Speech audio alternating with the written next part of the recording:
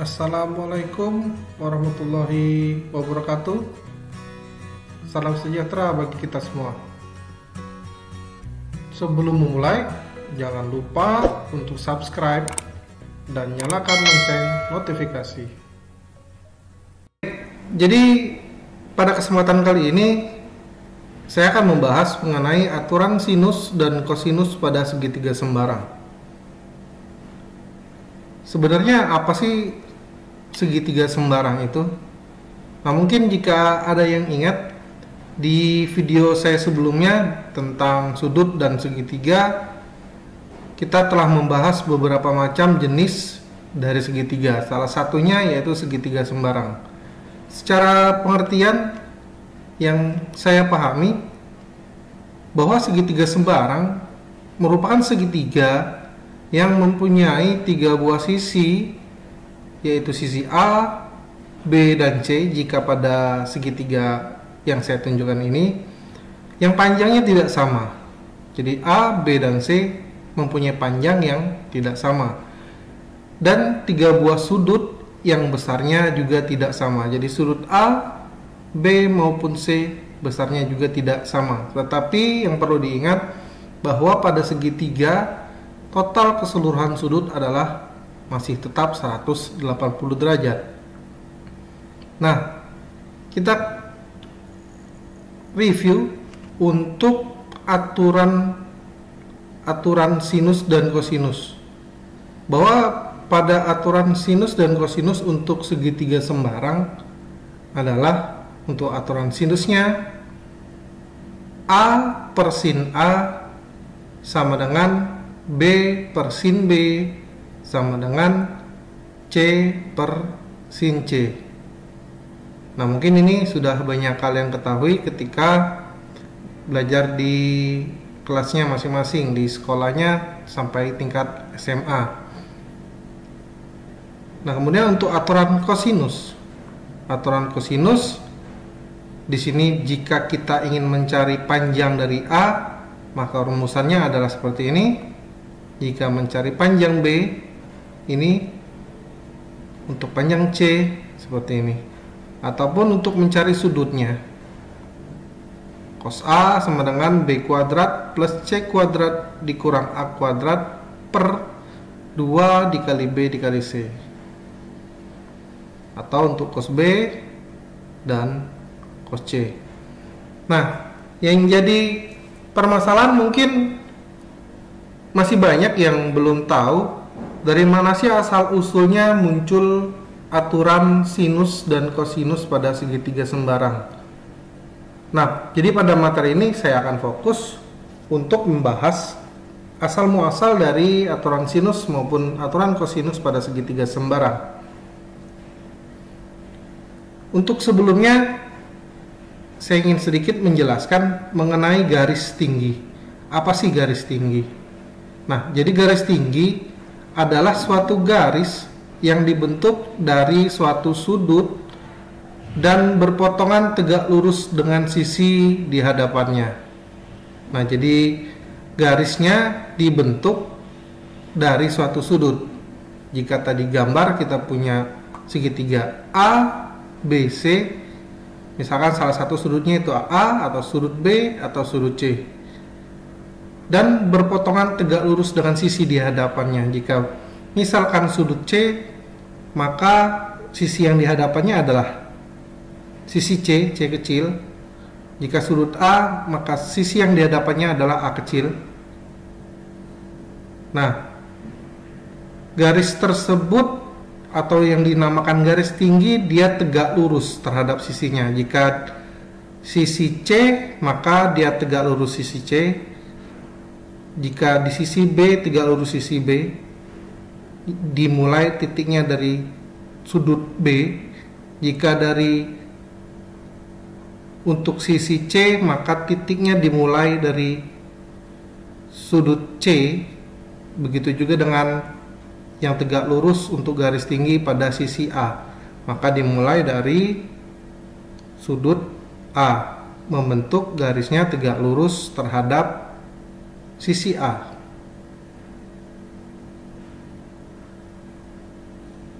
Nah, di sini saya akan coba jelaskan jika garis tingginya itu terhadap sisi C di sini. Nah, dengan itu maka dia akan membentuk dua buah segitiga baru, yaitu dua buah segitiga siku-siku. Untuk kalian ingat bahwa segitiga siku-siku biasanya kita selesaikan dengan menggunakan aturan trigonometri.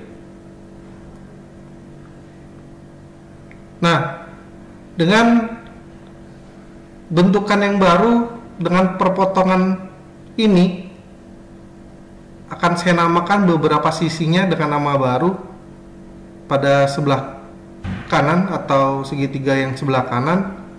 Saya namakan di sini X, sehingga sisi di sebelahnya yang ini, karena A ke B adalah C, maka ini adalah C dikurang X. Dan untuk titik yang di sini yang baru ini saya namakan D. Nah, untuk pertama saya akan jelaskan dari mana munculnya aturan sinus. Kita mulai di sini, kita ingatkan kembali tentang aturan trigonometri. Bahwa aturan trigonometri untuk sin alfa, ya, sin alfa jika sudutnya alfa, maka rumusnya adalah depan dibagi miring. Nah, sehingga jika sin B untuk segitiga yang di sebelah kanan, sin B adalah depannya adalah CD, sisi CD, dibagi miringnya adalah A kecil atau BC. Atau jika CD sama dengan BC dikali sin B, bisa kita kalikan silang, atau CD BC nya saya gantikan dengan A, maka CD adalah sama dengan A dikali sin B. Di sini saya namakan persamaan 1. Nah, untuk segitiga yang di sebelah kiri, di sini saya gunakan sin A, yaitu depan dibagi miring adalah CD depannya per AC, atau CD adalah sama dengan AC dikali sin A, atau jika AC nya saya gantikan dengan B, AC di sini, maka CD sama dengan B kali sin A. Saya namakan di sini persamaan 2. Nah, jika kita lihat dari sin B dan sin A, di sini kita dapatkan CD sama dengan sin A, CD sama dengan di persamaan 1 maupun di persamaan 2. Sehingga dari persamaan 1 dan 2 kita bisa memperoleh A dikali sin B sama dengan B dikali sin A, atau A per sin A sama dengan B per sin B. Nah, ini untuk aturan sinusnya. Bagaimana dengan aturan kosinus? Nah, untuk aturan kosinus kita ingatkan kembali di sini. Untuk aturan trigonometrinya, untuk cos alfa adalah samping dibagi miring. Sehingga jika cos B untuk segitiga yang di sebelah kanan adalah BD samping BD atau X dibagi BC atau A. Atau jika BD sama dengan BC dikali cos beta, dari mana asal muasalnya, yaitu dikali silang. Atau jika kita rubah, BD-nya di sini adalah X dan BC-nya adalah A, maka X sama dengan A dikali cos B. Kita namakan persamaan 3.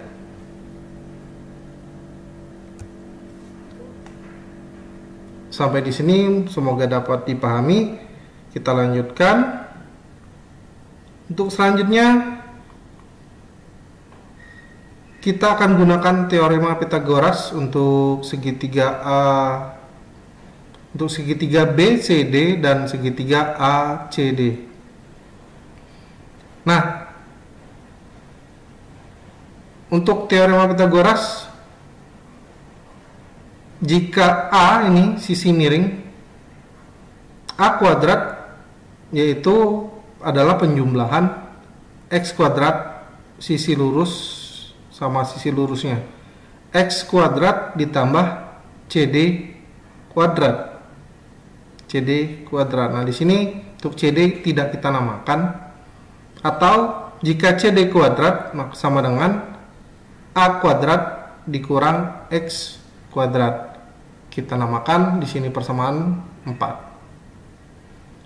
Nah, kemudian untuk B kuadrat yang segitiga sebelah kiri, untuk segitiga ACD-nya, B kuadrat yaitu C min X dikuadratkan. Di sini C min X kuadrat ditambah CD kuadrat. Atau jika kita masukkan persamaan 4, di sini CD kuadrat sama dengan A kuadrat min X kuadrat, sehingga CD kuadrat di sini akan kita gantikan dengan A kuadrat dikurang X kuadrat. Sehingga nilainya akan berubah menjadi B kuadrat sama dengan C min X di kuadrat ditambah A kuadrat dikurang X kuadrat. A kuadrat dikurang X kuadrat yaitu dari persamaan 4. Untuk C min X kuadrat, semoga memahami aturan dasarnya. C kurang X kuadrat yaitu C min X dikali C min X, dimana hasilnya adalah C kuadrat ditambah X kuadrat dikurang 2CX. Maka untuk B kuadrat adalah C kuadrat tambah X kuadrat dikurang 2CX ditambah A kuadrat dikurang X kuadrat. Kita jumlahkan semuanya. Di sini ada yang sama, X kuadrat dengan X kuadrat, satunya plus, satunya minus. Maka jika penjumlahan ini, X kuadrat akan menjadi 0. Sehingga B kuadrat adalah C kuadrat plus A kuadrat min 2CX yang tersisa. Di sini kita namakan persamaan 5. Oke, selanjutnya berdasarkan persamaan 3 dan 5 yang telah kita peroleh, saya ingatkan kembali bahwa tadi persamaan 3-nya adalah X sama dengan A dikali cos B, sedangkan untuk persamaan 5 adalah B kuadrat sama dengan C kuadrat ditambah A kuadrat dikurang 2CX. Jika kita substitusikan persamaan 3 ke persamaan 5, maka kita akan memperoleh B kuadrat sama dengan C kuadrat ditambah A kuadrat dikurang 2CA dikali cos beta. Nah, ini ya rumusan yang bisa kita gunakan untuk mencari sisi atau panjang sisi dari sisi B. Nah, berdasarkan penjelasan yang sudah saya lakukan, kita telah membuktikan bahwa aturan sinus A per sin B itu sama dengan B per sin B. Sedangkan aturan kosinus yang kita buktikan adalah B kuadrat sama dengan C kuadrat ditambah A kuadrat dikurang 2CA dikali cos beta. Nah, saya harapkan kalian dapat untuk mencoba menyelesaikan atau membuktikan dengan menggunakan garis tinggi yang berbeda. Jika di sini garis tinggi yang saya gunakan dimulai dari sudut C, kalian bisa coba jika dimulai dari sudut A dan juga dari sudut B. Sekian yang dapat saya jelaskan.